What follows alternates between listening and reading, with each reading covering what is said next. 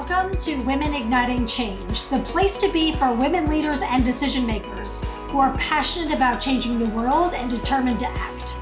I'm your host, Robin Jorgensen, former corporate executive, global speaker, and founder and CEO of Women Igniting Change. Let's dive in. Hello, changemakers. Welcome back to the Women Igniting Change podcast. Today in the studio, I have Cheryl Marron. She has a master's degree in counseling education. She has over 18 years of experience working with individuals who have both developmental and intellectual disabilities. And in 2019, she founded an incredible organization called Flutters of Hope, based on her family's journey with eating disorders. Her mission is to spread hope, compassion, and understanding, aiming to break the stigma surrounding the challenges of eating disorders. Cheryl, welcome to the show. Thank you. I'm excited to be here. Yeah, I'm excited to dive into this topic because it's nothing that we've covered so far in the 30 plus episodes that we've done. So thank you for being willing to share your story and share Annalise's story as well. So take us back to the beginning of when Annalise began to struggle with her eating disorder and the impact that it not only had on her, but on your family as well. So around sixth grade, she started to show some behaviors with anxiety, OCD behaviors, over exercising, and then she started to restrict. And at first, we thought it was because she just had the braces on. So with that, how old was she, Cheryl? She was 11. 12? She was 11 Okay. years old. She was involved in ballet. It was the year that she was doing the New York City ballet at SPAP. She was chosen as one of the younger kids. So I think there was a little bit of pressure on there to look good and to be like the ballerina. So I think it was just a perfect storm that manifested. So it was a long journey. As far as the impact of the family, it was very hard. It was hard not knowing how to navigate it. The kids didn't know how to help as much as they wanted to help. Behaviors were bad. The stress level was through the roof. There's no question about it. I mean, the tantrums were terrible.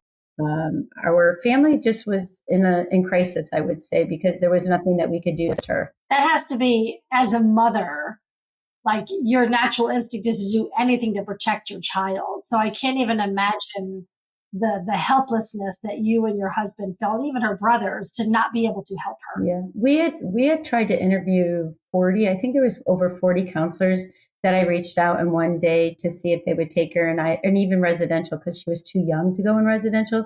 And then the 40 providers either told us, no, she's too young. We don't take your insurance. I am already full. I don't special in young kids with eating disorders. So it was challenging. We really didn't have much support.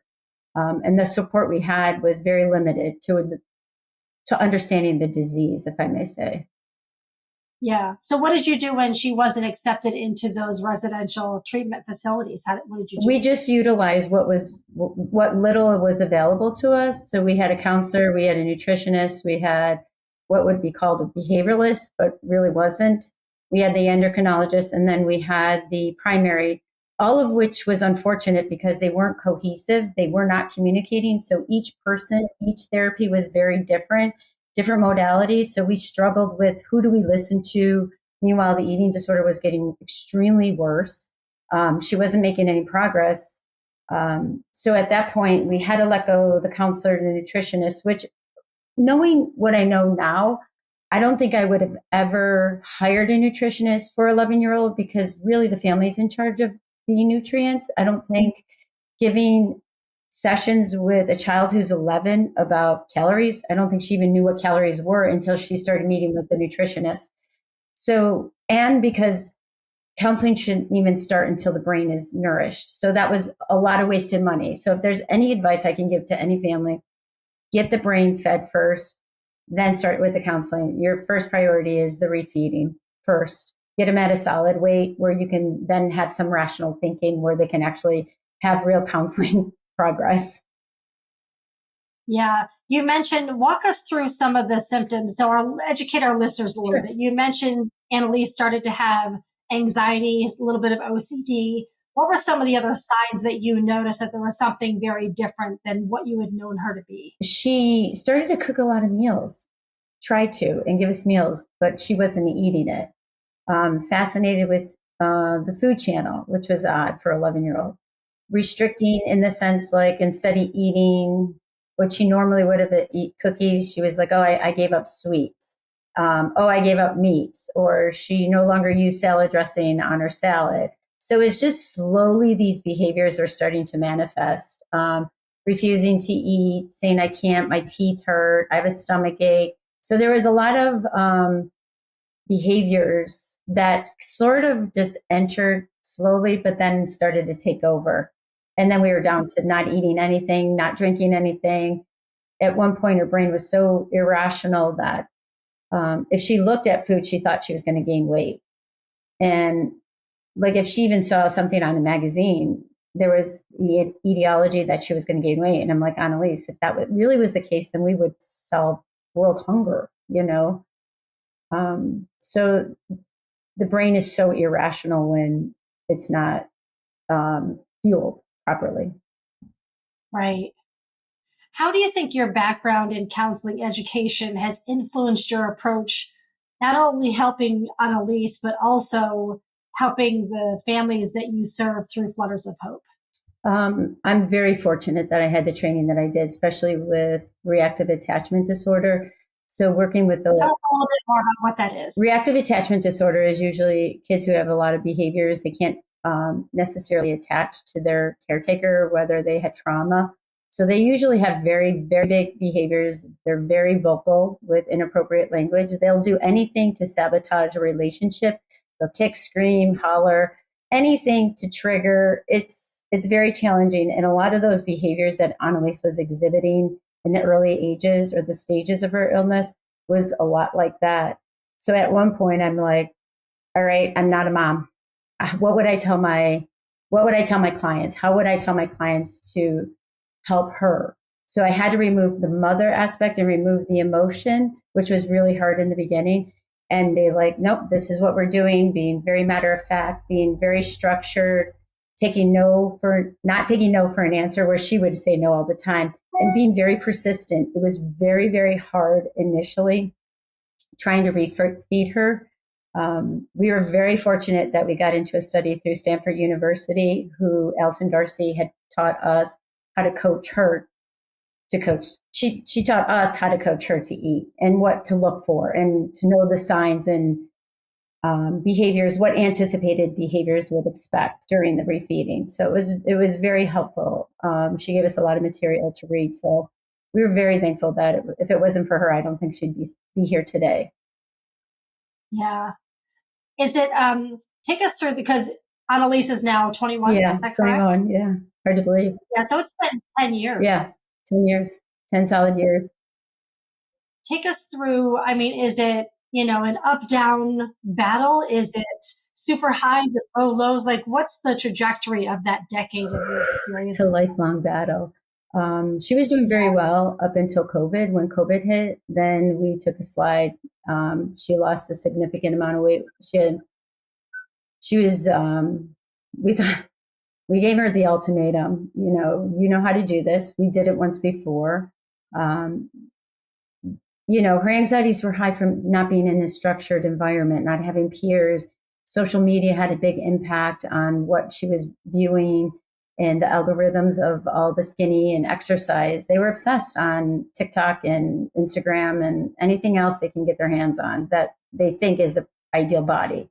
So I think the anxieties kicked in with the unknown. And that's usually what happens. It usually stems with some type of trigger. So the recovery is tough. I'm not going to lie. We're still struggling with it. It's not easy. Every day there's a dialogue. I have to say I'm not having this eating disorder conversation. And she's like, am I gaining weight? And it's like, it doesn't matter if you gain weight. It's not the number. What's the indicator? So it's hard to say. That's why you're fluttering. You're up and down. That's where the flutter comes. You're never going to be in a straight line. There's no, I take a pill and I'm better. It doesn't work that way. It's ongoing. I literally was just going to ask you where that name came from, and you just answered it. Yeah. So I think I shared with you once before. I was laying in bed, and this whole journey really was driven by the higher power of God, in my opinion. I kept getting a voice to continue to do this, and I kept digging my heels, and I was not very obedient, if I may say. I'm kind of stubborn. And when you don't listen to those whispers, they get really loud. Yeah, they get really loud, and they keep sending you signs. So I said, if this is what you want me to do, because I'm having a dialogue as I was on my way to work, show me a sign that this is what you want me to do. And sure enough, while I was driving down the thruway, 87 to exact, 3 butterflies went in front of my windshield. I'm like, oh my goodness, definitely a sign. That was pretty powerful. I don't know how much more of a sign I need. And then during the process, we started it. It was challenging. We were trying to come up with a name, and we're all like, oh, it's got to be Butterfly Wish, Annalise's Grant, Annalise's Wish. We were going back and forth. We're like, none of us liked it. So I was laying in bed at night, and I said, okay, God, you wanted me to do this. Give me a name. And I was laying there. I fell asleep about 2 o'clock in the morning, and I heard a voice saying Flutters of Hope. And I'm like, oh, that's it, Flutters of Hope. So that's where the name came. It wasn't initially for me. I can't say I'm not a creative person. Trust me, there is nothing creative about this individual here. So I took it to the board, and they're like, it's perfect. So that's how we ended. I wish it was like something a little bit more exciting, but it is for me because I'm, strong in my spirituality. Pretty much what got me through it. Yeah. Definitely got me through all of it. Still does. So walk us through some of the key initiatives of what you do with Flutters of Hope. So you help individuals and families that are struggling with eating disorders and provide resources. Correct. Share what some of them are. So anyone in New York State who is struggling, doesn't matter age or gender, whatever, it doesn't matter. So they can go on our website and request a basket. And that basket, there's a lot of essential items that Annalise utilized for her recovery. And then with those 2 baskets, I give the parents a personal note. Annalise also gives a personal note in each basket. She writes a note to the individuals who are receiving it to let them know they're not alone, because it is a very isolating disease. You think you're the only one having this. You have these intrusive thoughts that no one talks about. I didn't even know there was, Annalise calls it chitter chatter in her head, but they're really intrusive thoughts. And I didn't know that until we met with another family. And I heard Annalise talking to the young boy, like, oh, do you hear the chitter chatter in your head? And he's like, oh, you do too. So that note is reassuring to Annalise, or to the individuals who's receiving it, that you're not alone. Somebody out there actually cares about you. And these are the items I use. What are some of the items in the basket? So we have a recovery book. We have a journal, color pencils, not a weighted blanket, but a heavy blanket that's super soft. And we have an elephant that can be heated, because during the refeeding, you definitely have some gastral issues, and digesting the food is very challenging. So you can heat it up. You can lay it on your stomach, and it has a lavender scent. So we put all these little essentials that Annalise, like lip balm, socks, you name it, it's in there.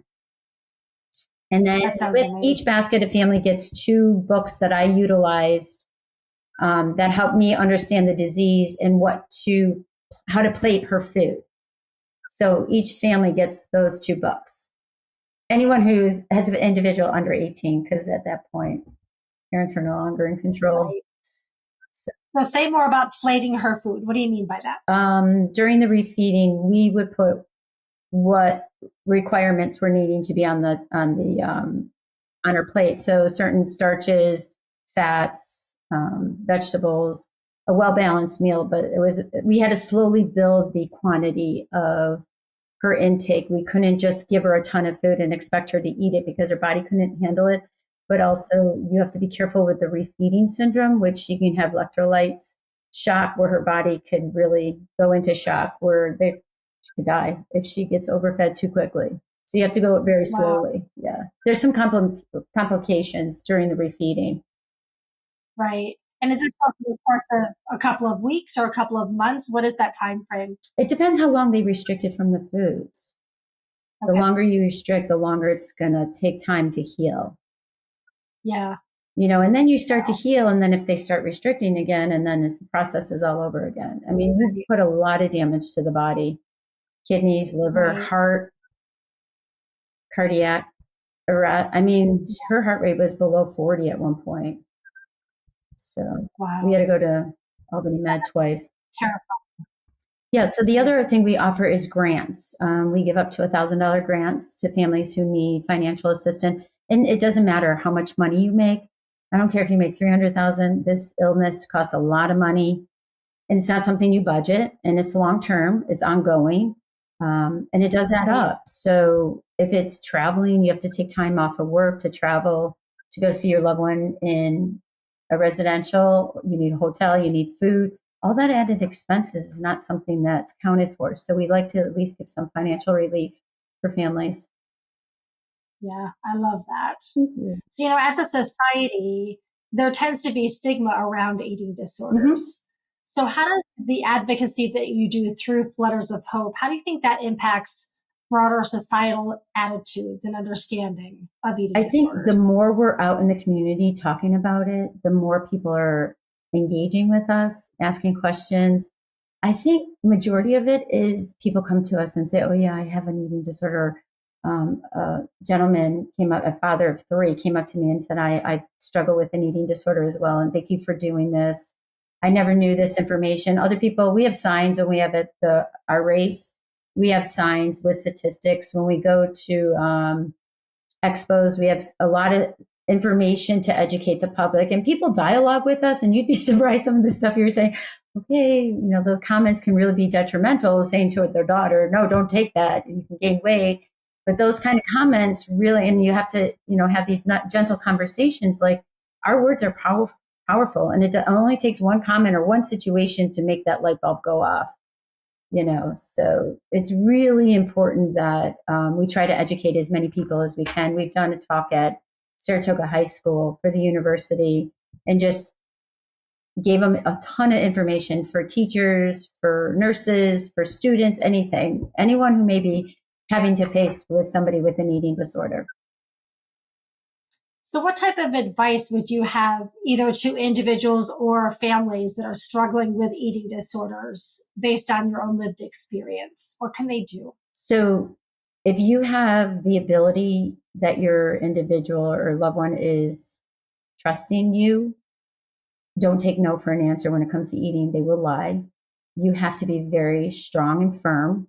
You got to set the boundaries, and you have to stick to the consequences. You don't eat, you don't get the internet, you don't have your phone, you don't, everything is based on your eating is your medicine. They have to stay strong. They can't get manipulated by the disease. They have to turn off the emotions. They got to watch what they say. Um, Doing family activities, spending a lot of quality time doing outside, maybe going for car rides. We did a lot of that. They could always reach out to us. Read all the stuff on the web, on our page, I should say. I have a lot of information that's helpful.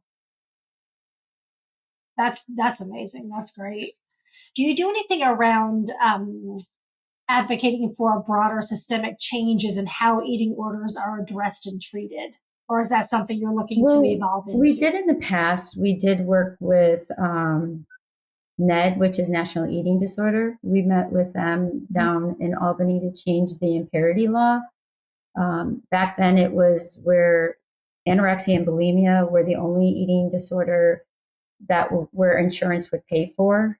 But we went and met with all the legislators and told them, we're not looking for a change in, the budget. We're just looking for you to amend what's written in the law with adding just more than just anorexia and bulimia, because there's there's ARFID, there's a ton of other eating disorders that are not identified. So insurance are not required.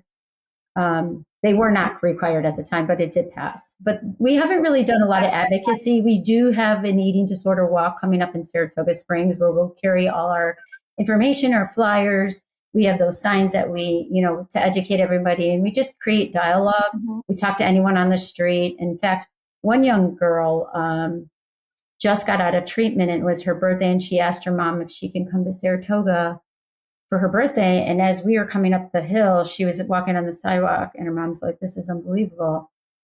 So the next day, I ended up meeting with the mother and talking to her and giving her a basket. So it was pretty powerful. That's amazing. So you actually get to see the impact Yeah, above what on releases yeah. impact So is. with some people we do. Some people prefer not to be seen, Sure. and then there's people who welcome me in their home and we have a nice conversation, or they just say, "Can you drop it off at the front steps?" But it's whatever their comfort level is. Yeah. So how can either communities or individuals get involved and support Flutters of Hope on a bigger scale? Yeah, we're always looking for volunteers. Any event that we have, anyone can participate. It's open to the public. We have the walk that is open to the public. Getting on the board, looking for quality board members.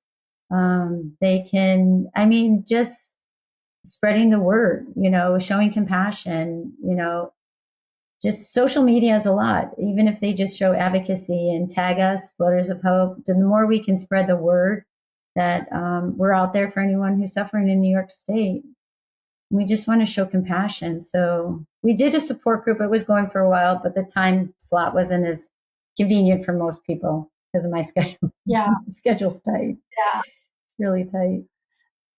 So where can our listeners learn more about Flutters of Hope? Where would they go? They can go on Facebook, Instagram, or they can go on our website, fluttersofhopeinc.org or .com. I guess we bought that, common org. I don't know. My husband did something. Yeah. So it should link us right in there. I have no idea. Beautiful. Well, we will have links to Flutters of Hope in the show notes. Cheryl, thank you so much for the courage and the vulnerability to share your and Annalise's story. Thank you. Appreciate you having me. It's a really neat conversation. So thank you for being willing to go there. Very good. Thank you. All right, everybody. We'll see you back here next time. Take care. Bye. Thank you so much for listening to Women Igniting Change. I know creating change matters to you. If you enjoy what we talk about on the show, please take one action today and share it with someone who could benefit from listening. Until next time, keep standing up and speaking out for what matters.